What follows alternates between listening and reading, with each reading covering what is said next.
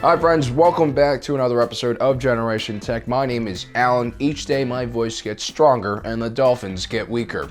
Anyway, today we're going to be continuing our Clone Wars history series. In our last episode, we looked at the first attempt by the Separatists to infiltrate the defenses placed around the Camino system, home to the cloning facilities for the Grand Army of the Republic. Ultimately, the Separatists were repelled thanks to the actions of a few clones stationed on a listening post on the nearby Rishi Moon. Undeterred Separatist leader General Grievous continues his attacks against the New Republic. His aim is to completely wrest control of the Outer Rim from the core worlds. Armed with the knowledge of the Republic's movements, it seems like the cyborg general is everywhere all at once. The more chaos that Grievous can create, the more justification Palpatine has to increase the size of the federal military. At the same time as the conflict expands in the Outer Rim, the Jedi are becoming spread more and more thin, making them easier to pick off and kill.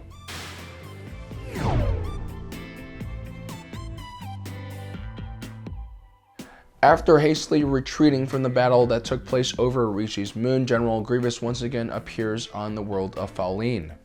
With the help of Count Dooku and Asajj Ventress, the Separatist forces were able to overwhelm the local Falleen defense forces and monarchy, dealing a swift blow to the Republic. All 8 Jedi sent to the planet along with the entire Republic force are completely decimated and destroyed. With Falleen successfully subdued, Grievous gathers his forces and heads towards the planet of Bothawui. The Bothawui system was home to the Bothans, an alien species that were known for sneaking around and spying on people. They also really liked gathering information, which kind of made them a strategic asset for the Republic. With Grievous on a roll since his defeat in the Rishi system, it was once again up to Anakin Skywalker to step up and defeat him. It's up to the young Jedi to defend the Bothawui system, but his depleted fleet is clearly outnumbered by Grievous. Despite being advised by Obi-Wan Kenobi to withdraw, Anakin decides to stay. He has some very unorthodox and characteristically risky plans that might just help the Republic keep Bothawui out of Grievous's hands.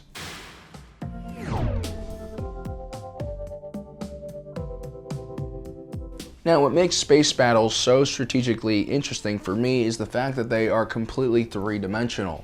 For those of you familiar with the Ender Games series, this is why all the commanders are trained in zero-gravity battle games. It helps prepare the children for how space battles will one day work. A commander who's used to only doing battles on planets have a more two-dimensional outlook. Space battles are interesting because the enemy can literally come from any direction, which also means your forces can do the same. When a battle happens in space and there's a planet nearby, it helps provide a reference point for maneuvering, but it also serves as a boundary for that battle.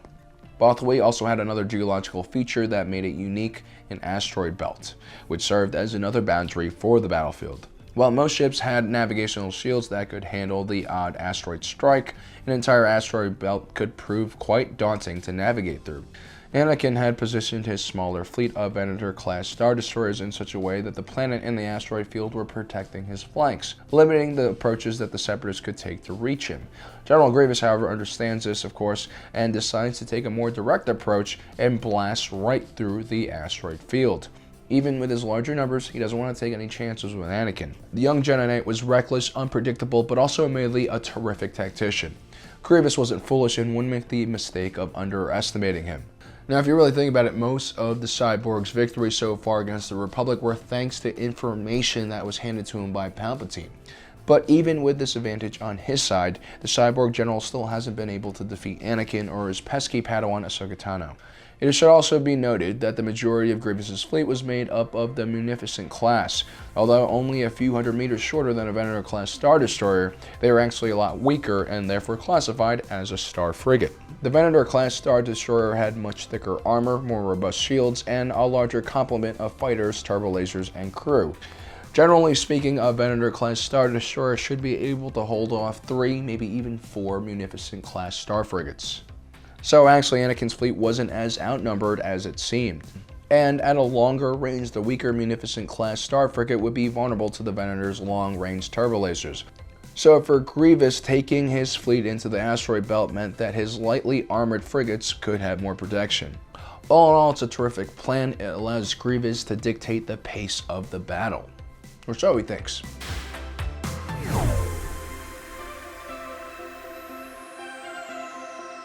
Anakin still has an ace up his sleeve, something he's not willing to let Grievous know about just yet, so he acts like any commander does when he's surprised by his opponent's moves. He deploys his starfighters to locate and screen the enemy forces to figure out what they're doing. Anakin takes the lead position himself in his fighters so that he can have eyes on the situation. Long-range scanners don't really work that well in an asteroid field, so he must do the reconnaissance all by himself. General Grievous comes within range of the First Republic Star Destroyer and immediately starts the fire from behind the safety of the asteroid belt. It seems for the moment that the cyborg's maneuver has paid off. One of the Venator-class Star Destroyers takes a direct hit to the bridge, which causes the ship to drift towards Bothawui's gravity well. And a few of the Republic starfighters get destroyed as well. Encouraged by the damage he is causing, General Grievous increases the speed of his assault, which is exactly what Anakin wants the Separatists to do. You see, every Venator-class Star Destroyer carries around 24 ATTE walkers. These were usually used as armored transport or assault vehicles and fire support during ground operations. Like a German tank or a German luxury automobile, the ATTE Walker was completely over-engineered. Its feet actually had magnets in it which allowed it to clamp onto metallic surfaces. It also had claws which allowed it to climb up almost vertical cliff faces. A few episodes we examined the Battle of Teth where the ATTEs literally did that. The other thing that made the ATTE so unique was the fact that its cabin was completely pressurized with oxygen. This was partly due to the fact that the ATTE was originally designed to patrol asteroids and other worlds without atmospheres, and it was also used to protect the clones from gas attacks and chemical warfare. This also consequently meant the ATTE could technically function in space. So before the Battle of Bothawui had started, Anakin had actually deployed several ATTEs into the asteroid field by using the LAAT gunships on board the Venators. Each ATTE had a huge mass driver cannon which could fire a diverse range of ammunition, including both kinetic and energy rounds.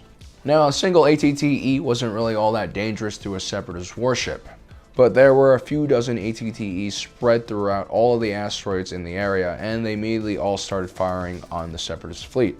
What made things worse was that General Grievous had commanded his entire fleet to dedicate all their power to only the forward shields. This way they could protect themselves from asteroids and enemy fire. But what Grievous didn't take into account was that every ship in his fleet right now was unshielded in the rear and very vulnerable to enemy fire. One by one, the Separatist ships started going down, and the asteroids that had once given them cover now greatly hindered their maneuverability. A single ATTE could easily be taken out by a Separatist turbo laser, but because they were so spread out through all of the asteroids and neatly hidden, it was relatively hard for the Separatists to launch a counterattack.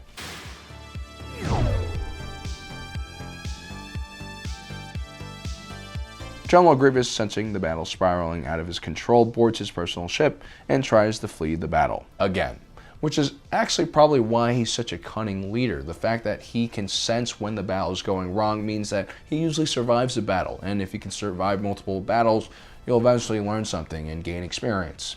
This is also a very important life lesson. Anyway, Anakin Skywalker sees Grievous running away and guns his own starfighters after him. The pursuit is on.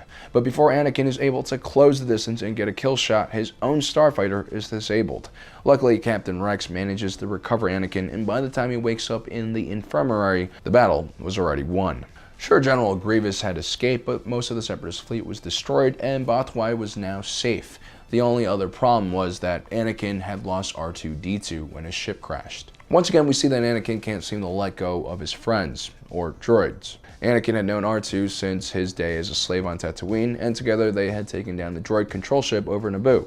More importantly, it's said that the entire Star Wars franchise is being told from the point of view of R2-D2, which is why he's basically in every installation of Star Wars, and it's also probably why the Star Wars movies that don't really have too much of R2-D2 kind of suck.